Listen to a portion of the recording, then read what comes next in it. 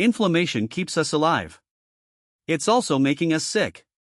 Inflammation is described as one of the leading causes of illness and death across the globe. The specific problem highlighted by researchers is chronic low-level inflammation, which occurs when immune cells stay active for long periods even though there is no immediate injury or infection to fight. This prolonged activity of immune cells, happening in the absence of any real threat, is what scientists refer to as chronic low-level inflammation.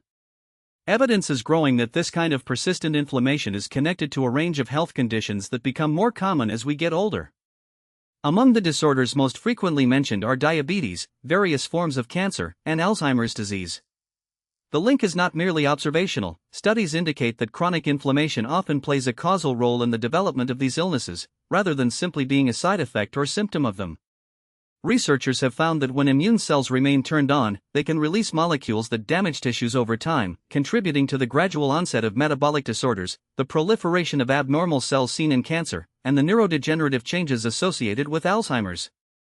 Because the immune response is meant to protect us, its continual activation without a clear target turns a protective mechanism into a source of harm. The takeaway from the current body of work is that addressing chronic low-level inflammation could be a key strategy for reducing the burden of age-related diseases. While inflammation is essential for healing and fighting infection, its persistence when it is not needed appears to undermine health and contribute to some of the most serious illnesses facing populations today.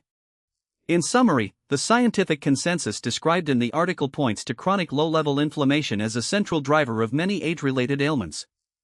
The article stresses that the condition is not just a passive marker but an active contributor to disease processes. It notes that the immune system's prolonged activity, absent a genuine threat, can lead to tissue damage that underlies conditions such as diabetes, cancer, and Alzheimer's. The piece also reminds readers that while inflammation is vital for protecting the body, its unchecked persistence flips a helpful response into a harmful one. Ultimately, the article suggests that targeting this persistent inflammation may offer a way to lessen the impact of diseases that become more prevalent with age. The article concludes by highlighting that understanding the role of chronic inflammation can inform both medical research and personal health choices. It reiterates that the evidence shows a clear connection between long-term immune activation and the onset of serious illnesses. It also notes that recognizing inflammation's dual nature, essential for defense yet damaging when prolonged, helps explain why it is both vital and hazardous.